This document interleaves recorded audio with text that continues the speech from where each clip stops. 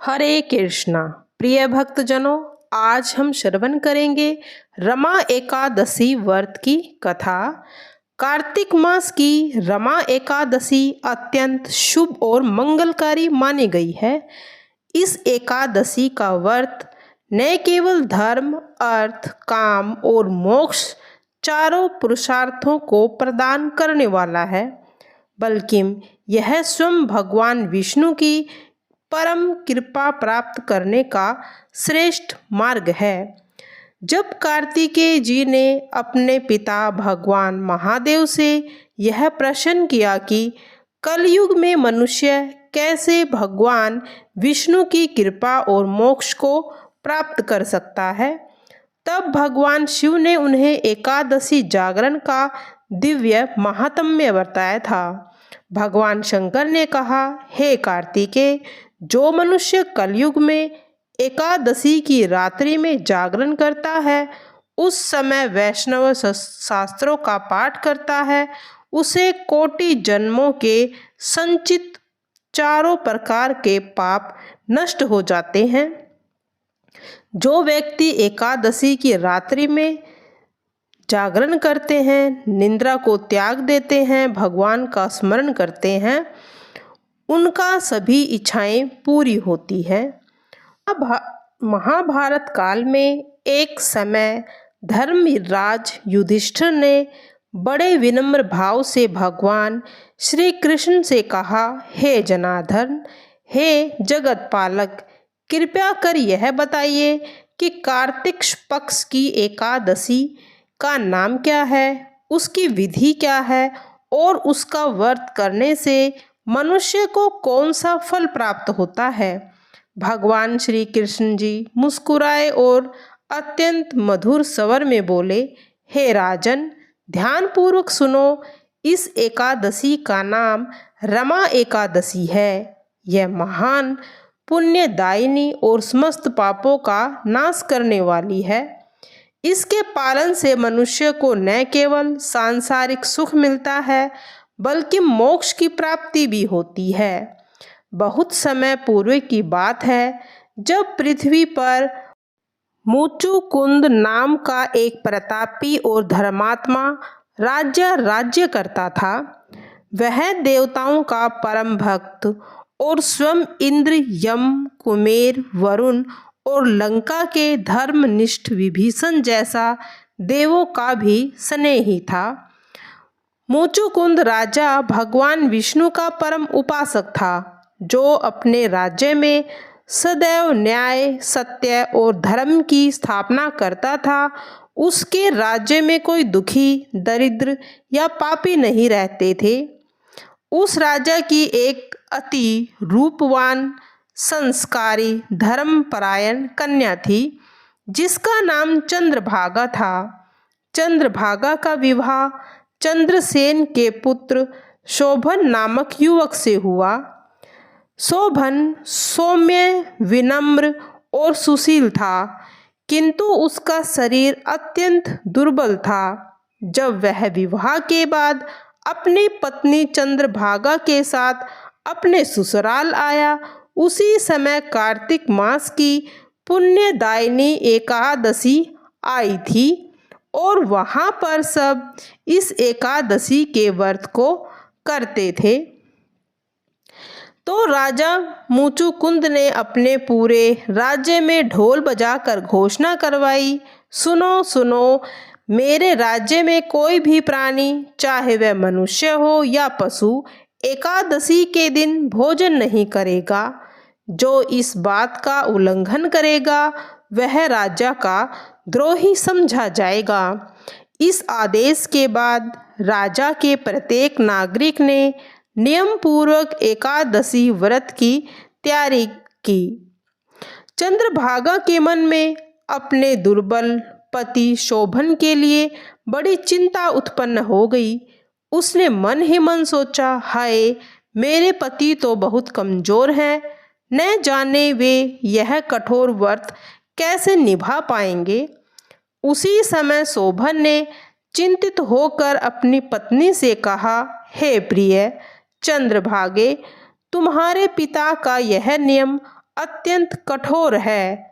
मैं भूख और प्यास सहन नहीं कर सकता।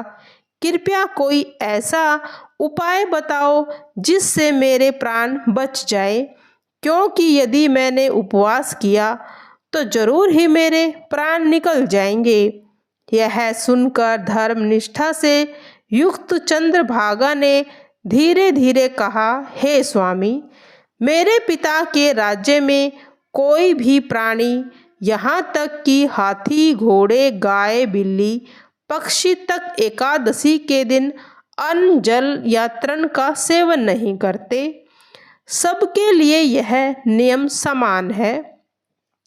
यदि आप भोजन करना चाहते हैं तो आपको इस राज्य से बाहर जाना होगा, क्योंकि यहाँ कोई भी नियम का उल्लंघन नहीं करता है। यदि आप यहीं रहना चाहते हैं तो आपको व्रत का पालन तो करना ही होगा। यह सुनकर शोभन ने अपनी पत्नी की ओर प्रेम पूर्वक देखा और बोला, हे प्रिय, अब तो भाग्य में होगा वही घटेगा। मैं इस पवित्र एकादशी का व्रत अवश्य करूँगा। यदि भगवान विष्णु की कृपा है तो मेरे प्राण भी सुरक्षित रहेंगे। इतना कहकर शोभन ने दृढ़ निश्चय किया कि वह एकादशी के व्रत का पूरा नियम पूर्वक करेगा। दशमी के दिन उसने यथाशक्ति नियम का पालन किया और एकादशी आने पर उसने उपवास धारण किया, किंतु उसका शरीर दुर्बल था। भूख और प्यास से वह बहुत पीड़ित हुआ, परंतु अपने संकल्प पर अड़िग रहा। उसने श्री हरि का ध्यान किया, रात्रि में जागरण किया और भगवान विष्णु के नामों का संकीर्तन करता रहा। प्रातःकाल होते होते उसकी देह शक्ति न रहने से वह धरती पर गिर पड़ा और अंततः उसके प्राण श्री हरि के चरणों में विलीन हो गए। शोभन की मृत्यु से चंद्रभागा अत्यंत दुखी हुई, परंतु उसने यह सोचकर मन को शांत किया कि उसके पति ने एकादशी व्रत करते हुए देह को त्याग दिया है, इसीलिए अवश्य ही उसे परम लोक की प्राप्ति हुई होगी। उसके बाद भगवान विष्णु की असीम कृपा से शोभन एक दिव्य शरीर धारण कर स्वर्ग लोक में पहुंचा। वहां उसके लिए एक स्वर्णमय नगर की रचना हुई, जहां रतन जड़ित महल, सुवासित उद्यान और स्वर्णिम आसन थे। वह अत्यंत दीप्तिमान और तेजस्वी देह रूप में वहां विराजमान हुआ। समय बीतने के बाद एक दिन चंद्रभागा के पिता मुचुकुंद भी अपने कर्मों के फल स्वरूप स्वर्ग लोक में चले गए थे। वहां उन्होंने दिव्य शोभन को देखा। उन्होंने पूछा, वत्स, क्या तुम वही शोभन हो जो मेरी कन्या का पति था?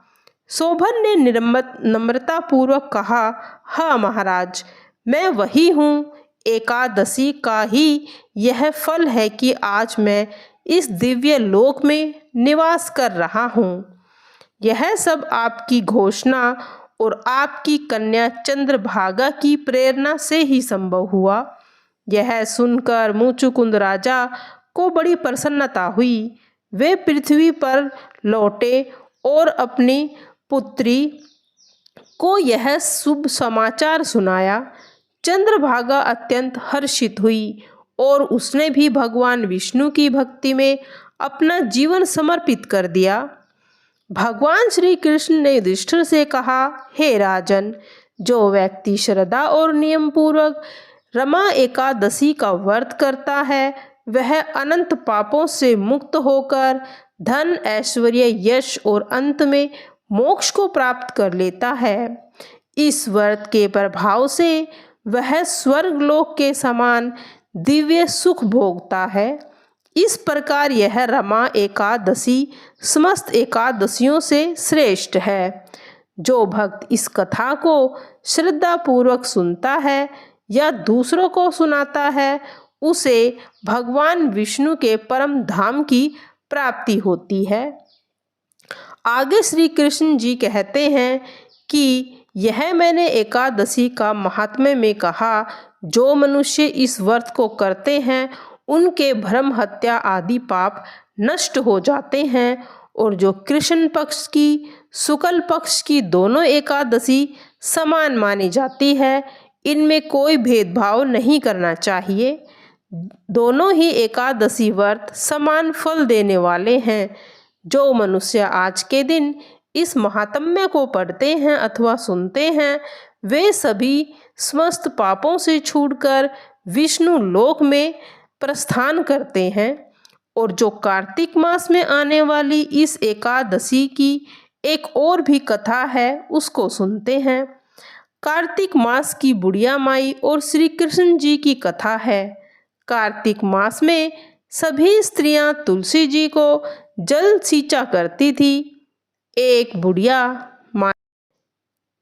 माई थी जो प्रतिदिन तुलसी माता को जल देती थी और प्रार्थना करती थी, हे तुलसी माता, सत की दाता, मुझे बहू दे, पीले रंग की धोती दे, मीठा ग्रास दे, बैकुंठा में वास दे, चंदन का काठ दे, अच्छा राज दे, खाने को दाल भात दे और ग्यायस की मौत दे, श्री कृष्ण जी का कांधा दे।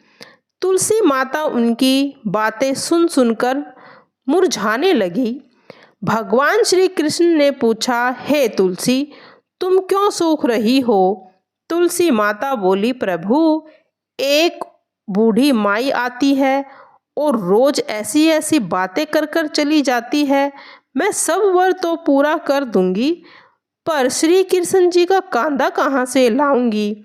भगवान मुस्कुराए और बोले, जब वह मरेगी तो मैं स्वयं उसे कांधा दे आऊँगा। कुछ दिनों के बाद बुढ़िया माई का निधन हो गया। जब गांव वाले उसकी अर्थी को उठाने लगे तो वह बहुत भारी हो गई और सब हैरान हो गए। तभी एक वृद्ध ब्राह्मण वहां आए और बोले, मुझे इसके कान में कुछ कहने दो। उन्होंने धीरे धीरे से कहा, माई, तू अपने मन की कर ले, पीतांबर की धोती ले, मीठा ग्रास ले, बैकुंठा में वास ले, चंदन का काठ ले, दाल भात का जीवन ले और ले श्री कृष्ण जी का कांधा। इतना सुनते ही बुढ़िया माई की देह हल्की हो गई और स्वयं श्री कृष्ण जी ने अपने कंधे पर उसकी अर्थी उठाई और उसे मोक्ष मिला और वह बैकुंठ में चली गई।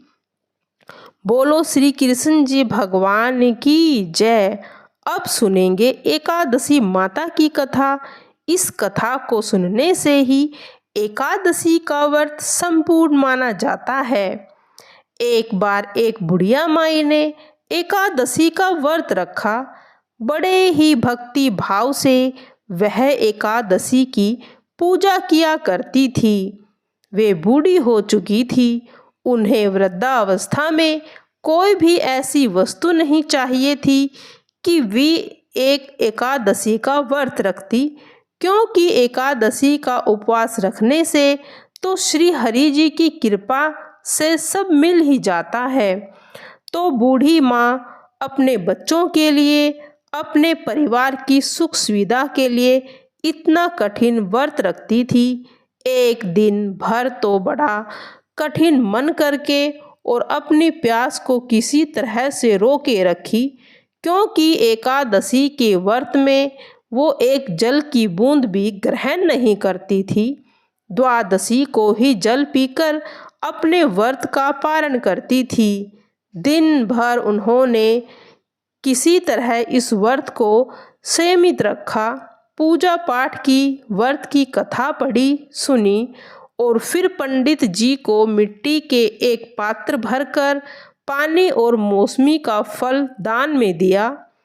दोनों भरकर शक्कर भी वितरित की। उन्हें गर्मी के कारण बड़ी बेचैनी हो रही थी। एक तो निराहार और निर्जल रहकर उपवास रखा था और ऊपर से प्यास भी इतनी अधिक सता रही थी। इस कारण उन्होंने सोचा कि चलो पानी में बैठूं तो शायद थोड़ी शांति मिले। यह सोचकर वह पानी में बैठ गई। पानी से बार बार कुल्ला करती रही और मुंह हाथ धोती रही। तब कहीं जाकर उन्हें थोड़ा सा चैन मिला। एक तो धूप तेज थी, इस कारण बार बार बूढ़ी माई का मुख सूखा जा रहा था। बूढ़ी माँ बड़ी बेचैन हो रही थी। एक तो बुढ़ापा, दूसरी ओर भयंकर गर्मी।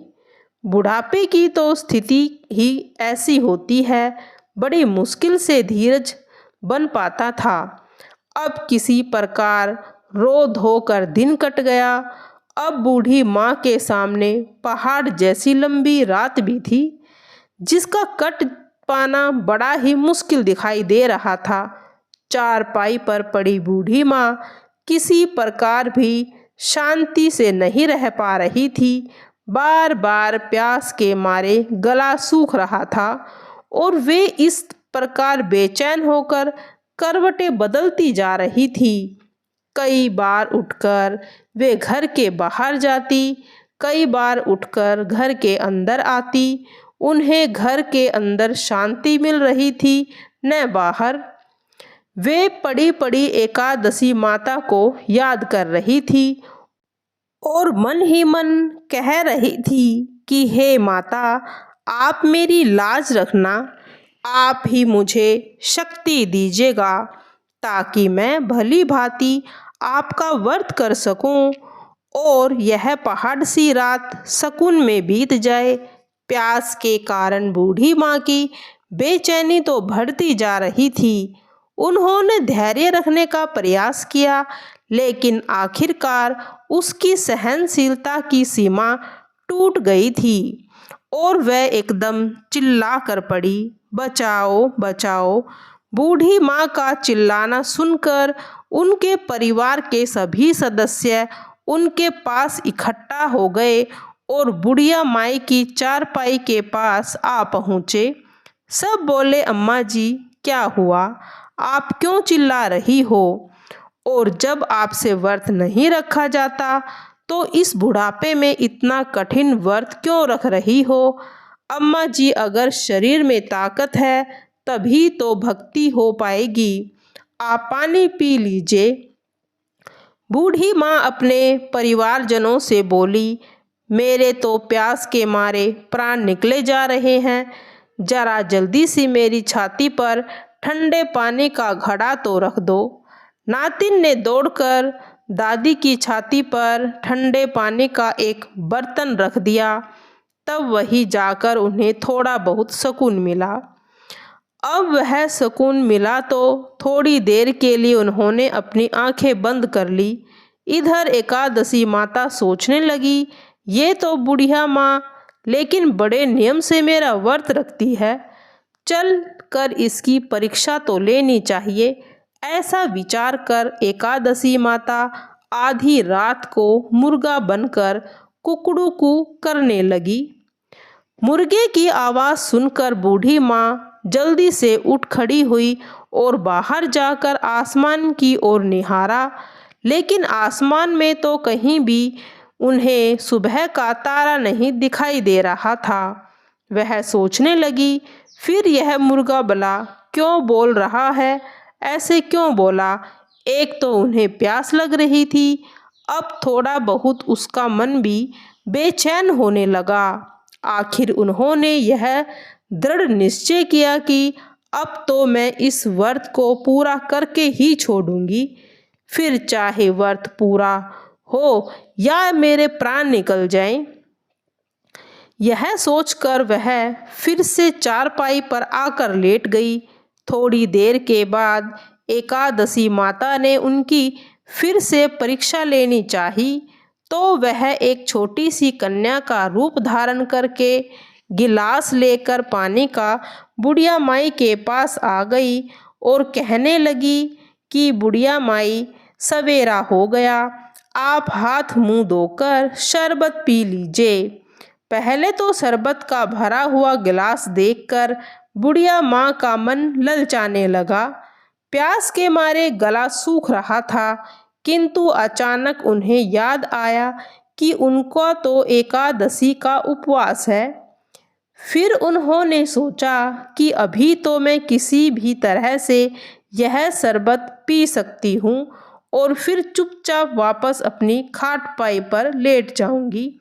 जैसे ही उसकी आंख लगी तभी उन्हें एहसास हुआ कि मानो किसी ने उन्हें पानी भरे कुएं में पटक दिया हो। वे बहुत देर बाद उस कुएं में हाथ पांव चलाती जा रही थी, लेकिन इसी बीच उन्होंने अपने मुंह में पानी की एक बूंद भी नहीं जाने दी, क्योंकि उनका एकादशी का उपवास था और वे पक्के निश्चय के साथ अपना व्रत का पालन करती रही। थोड़ी ही देर बाद उन्हें ऐसा लगा मानो सामने आग जल रही है। आग के कारण बड़ी भारी गर्मी लगने लगी। प्यास के मारे उसके प्राण निकलने लगे। लेकिन इतना सब होने के बाद भी बुढ़िया माई ने पानी नहीं पिया और अपनी चारपाई पर बैठी बैठी एकादशी माता का ध्यान करती रही। अब सवेरा होने में बस कुछ ही समय रह गया था। यह जानकर वे बड़ी तसल्ली के साथ इधर उधर घूमने लगी। एकादशी माता अब तक यह बात अच्छी तरह से समझ गई थी कि इन बूढ़ी माई को किसी प्रकार से अपने व्रत से नहीं टाला जा सकता। वे उनके सत्य व्रत को भली भांति समझ गई थी। अब सवेरा हो गया तो बुढ़िया माई ने स्नान किया, भगवान श्री हरि का पूजन किया, फिर एकादशी माता की कथा सुनी, ब्राह्मणों को दक्षिणा देकर भोजन कराया। तब कहीं जाकर उसने जल को ग्रहण किया। कन्याओं को भोजन कराने के बाद बूढ़ी माई ने स्वयं भोजन किया और उस श्रेष्ठ व्रत के प्रभाव से बूढ़ी अम्मा की आयु में वृद्धि हुई और उनकी आयु बढ़ गई। उनका घर परिवार हरा भरा हो गया। अब उनके घर में किसी भी प्रकार का अभाव नहीं था। उनका घर हर प्रकार के सुख साधनों से भर गया। नाती नातिन से उसका घर भरा और उसी दिन 12 महीने की एकादशी का व्रत करने लगी। एकादशी माता के व्रत के पुण्य प्रताप से